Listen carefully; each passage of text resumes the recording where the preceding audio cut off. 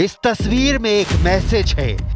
एक तरफ गाजा और लेबनान पर बमबारी, तबाह होती हजारों जिंदगी, खंडहर बनते जा रहे शहर, और दूसरी तरफ सऊदी अरब की राजधानी रियाद में अरब इस्लामिक शिखर वार्ता।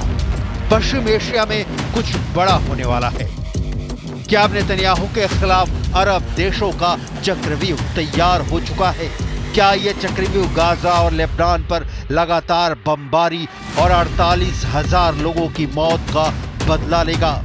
क्या अरब के इस चक्रव्यूह में नेतन्याहू और इजराइल की हार फाइनल है? अरब का चक्रव्यूह कौन चला रहा है? क्या इसकी कमान सऊदी अरब के हाथ में है या फिर लगाम ईरान के हाथों में है? मीटिंग ऐसी रही जिसमें एक साल पहले तक एक दूसरे के कट्टर दुश्मन रहे दोस्त बन चुके हैं। यहां सऊदी अरब की दावत पर सीरिया के राष्ट्रपति बशर अल असद भी पहुंचे। ईरान के उपराष्ट्रपति भी आए। जॉर्डन के किंग से लेकर मिस्र के राष्ट्रपति अब्दुल फतह अल सीसी भी पहुंचे। यहां तुर्की के राष्ट्रपति रेजेप तैयब एर्दोआन की मौजूदगी भी एक मैसेज दे रही है। अरब और इस्लामिक वर्ल्ड के 50 से ज्यादा राष्ट्राध्यक्ष और लीडर इस समिट में शामिल हुए। और फिर आया सबसे अहम मैसेज। सऊदी अरब के क्राउन प्रिंस मोहम्मद बिन सलमान का इजराइल के खिलाफ सबसे तीखा पैगाम, सबसे कड़वे शब्द, सबसे बड़ी चेतावनी। جدد المملكة ديانتها ورفضها القاطع للإبادة الجماعية التي ترتكبها إسرائيل بحق الشعب الفلسطيني الشقيق وراح ضحاياها أكثر من 150 ألف من الشهداء والمصابين والمفقودين، معظمهم من النساء والأطفال. ونؤكد أن استمرار إسرائيل في جرائمها بحق الأبرياء والإمعان في انتهاك قدسية المسجد الأقصى المبارك والانتقاص من الدور المحوري للسلطة الوطنية الفلسطينية على كل الأراضي الفلسطينية من شأنها تقويض جهود الهادفة لحصول الشعب الفلسطيني على حقوقه المشروعة وإحلال السلام في المنطقة. मोहम्मद बिन सलमान ने यह भी कहा कि इजराइल ईरान पर हमला करने की गलती ना करे और फौरन गाजा और वेस्ट बैंक से अपनी फौज वापस बुलाए। गाजा में इजराइल की बमबारी शुरू होने के बाद यह पहली बार है जब सऊदी अरब ने नेतन्याहू के युद्ध पर इतने सख्त शब्दों का इस्तेमाल किया है। गाजा में अब तक 43,500 से ज्यादा लोगों की मौत हो चुकी है। लेबनान में मरने वालों की तादाद 3,200 तक पहुंच गई है। ये ऐसे आंकड़े हैं जिसे लेकर अभी तक इजराइल को सबसे बड़ी टक्कर सिर्फ ईरान ने दी है। नेतन्याहू और खामनेई ने इस वक्त भी एक दूसरे के खिलाफ अपनी तलवार म्यान से बाहर निकाली हुई है, क्योंकि ईरान का जवाबी पलटवार कब होगा ये सिर्फ और सिर्फ ईरान के सर्वोच्च नेता अली खामनेई जानते हैं। लेकिन जब अमेरिका में डोनाल्ड ट्रंप के आने के बाद इजराइल को अरब देशों के साथ अब्राहम अकॉर्ड मजबूत होने की उम्मीद नजर आ रही थी, तब सऊदी अरब के क्राउन प्रिंस मोहम्मद बिन सलमान ने एक ऐसा अरब चक्र दिखाया है जिसमें नेतन्याहू घिरे हुए नजर आ रहे हैं। ये चक्रव्यूह इजराइल के खिलाफ अरब और इस्लामिक देशों का सबसे बड़ा चक्रव्यूह कहा जा रहा है, जो गाजा और लेबनान पर हो रही बमबारी का बदला लेना चाहता है। इसीलिए फिर वही सवाल कि क्या अरब और इस्लामिक देशों के इस चक्रव्यूह में नेतन्याहू और इजराइल की हार फाइनल है?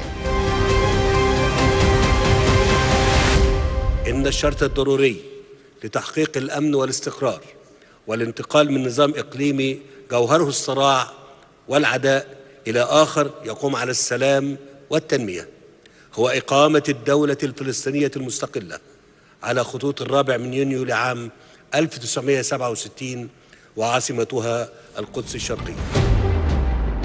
सिर्फ 48 घंटों के अंदर जब गाजा और लेबनान में इजराइल के फाइटर जेट बम गिरा रहे थे, तब पश्चिमी एशिया में बहुत से समीकरण बदले हैं।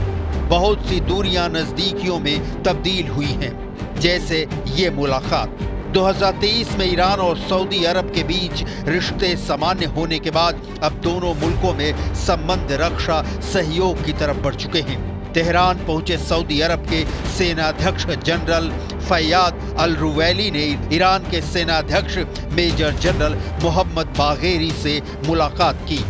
जब नेतन्याहू ने अपना रक्षा मंत्री बदलकर इजराइल की सेना को बसोपेश वाले हालात में झोंका हुआ है, तब ईरान और सऊदी अरब के जनरल एक दूसरे के साथ सीक्रेट मीटिंग कर रहे हैं। ट्रंप के आने के बाद वाकई पश्चिम एशिया में बहुत कुछ बदल रहा है। अब्राहम अकॉर्ड्स यानी वो समझौते जिसके तहत इजराइल के साथ अरब वर्ल्ड के कई देशों ने तेल अवीव के साथ राजनयिक संबंध कायम किए हैं। इसकी शुरुआत ट्रंप ने ही कराई थी, जब अपने पहले कार्यकाल में उनकी पहल पर यूएई यानी संयुक्त अरब अमीरात, सूडान, मोरक्को और बहरीन ने इजराइल के साथ अपने रिश्तों की शुरुआत की। इसके बाद ऐसा लगने लगा कि पश्चिम एशिया में अरब मुल्कों के बीच सबसे बड़े खिलाड़ी सऊदी अरब के रिश्ते भी इजराइल से सामान्य हो सकते हैं। लेकिन अब फिलिस्तीन को लेकर इजराइल और सऊदी अरब में जो दूरी पहले से कायम थी वो बढ़ती नजर आ रही। सऊदी अरब बार बार कह रहा है कि गाजा में बमबारी बंद हो और नया फिलिस्तीन देश कायम किया जाए। इजराइल इसके लिए तैयार नहीं, लिहाजा तब तक दोनों के बीच संबंध बनेंगे इसकी कोई गारंटी नहीं है। मार्च 2023 में ईरान के साथ रिश्ते सुधरने के बाद सऊदी अरब की सीरिया को लेकर भी नीति बदली है और अब सीरिया के राष्ट्रपति बशर अल असद सऊदी अरब के दोस्त बन चुके हैं। तस्वीरें तो यही बताती हैं।